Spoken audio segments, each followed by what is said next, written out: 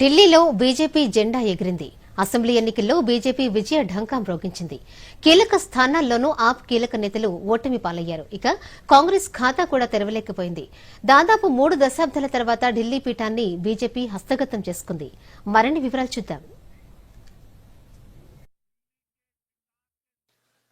దేశ రాజధానిలో ఎన్నేళ్లో వేచిన విజయం భారతీయ జనతా పార్టీని వరించింది. ఢిల్లీ అసెంబ్లీకి జరిగిన ఎన్నికల్లో విజయ దుందుబి మోగించింది. అధికారంలో ఉన్న ఆమ్ ఆద్మీ పార్టీని ఢిల్లీలో బీజేపీ ఊడ్చేసింది. ప్రధాని మోదీ పిలుపునిచ్చినట్టుగా ఢిల్లీ ప్రజలకు సేవ చేసే భాగ్యం కల్పించారు. సుదీర్ఘకాలం తర్వాత బీజేపీ అభ్యర్థి ఢిల్లీ సీఎం పదవి చేపట్టనున్నారు. ఢిల్లీ అసెంబ్లీ ఎన్నికల్లో బీజేపీ 48 స్థానాలు కైవసం చేసుకుంది. ప్రభుత్వాన్ని ఏర్పాటు చేయడానికి అవసరమైన 36 స్థానాల మ్యాజిక్ ఫిగర్ కంటే అత్యధికంగా సీట్లు సాధించింది. బీజేపీ మొత్తం 68 స్థానాల్లో పోటీ చేసింది. మిగతా 2 స్థానాల్లో ఆ పార్టీ మిత్రపక్షాలు జేడీయూ, ఎల్జేపీఆర్వీ ఒక్కో స్థానం చొప్పున పోటీ చేశాయి. బురారీ స్థానంలో పోటీ చేసిన జేడీయూ అభ్యర్థిపై ఆప్ విజయం సాధించింది.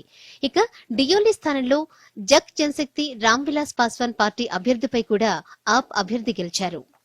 అధికారంలో ఉన్న ఆప్ 22 స్థానాలకే పరిమితమయ్యింది. మొత్తం 70 అసెంబ్లీ స్థానాల్లో ఆ పార్టీ పోటీ చేసింది. అలాగే పోటీ చేసిన కీలక నేతలు ఆప్ కన్వీనర్ కేజ్రీవాల్, మనీష్ సిసోడియా సైతం ఓడిపోయారు. ఆయా స్థానాల్లో బీజేపీ అభ్యర్థులు విజయం సాధించారు. ఇదిలా ఉంటే కాంగ్రెస్ ఖాతా కూడా తెరవలేకపోయింది. కాంగ్రెస్ కూడా ఢిల్లీలోని 70 అసెంబ్లీ సీట్లలో ఒంటరిగా పోటీ చేసింది. అయితే ఒక్క స్థానం కూడా దక్కించుకోలేకపోయింది. ఢిల్లీలో కల్గాజీ స్థానం నుంచి ఆప్ అభ్యర్థి సీఎం ఆతిషి అతి కష్టం మీద నెగ్గారు. బీజేపీ అభ్యర్థి రమేష్ బిధూరీపై ఆతిషి 3,521 ఓట్ల మెజారిటీతో గెలిచారు.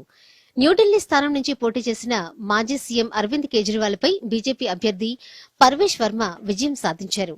ఇక జంగ్పురా నుంచి బరిలో ఉన్న మాజీ ఉప ముఖ్యమంత్రి మనీష్ సిసోడియాపై బీజేపీ అభ్యర్థి తర్వీందర్ సింగ్ గెలిచారు. మొత్తంగా బీజేపీ అత్యధిక సీట్లు సాధించి ఢిల్లీలో ప్రభుత్వాన్ని ఏర్పాటు చేయడానికి సిద్దమైంది. Bureau report, Doordarshan news.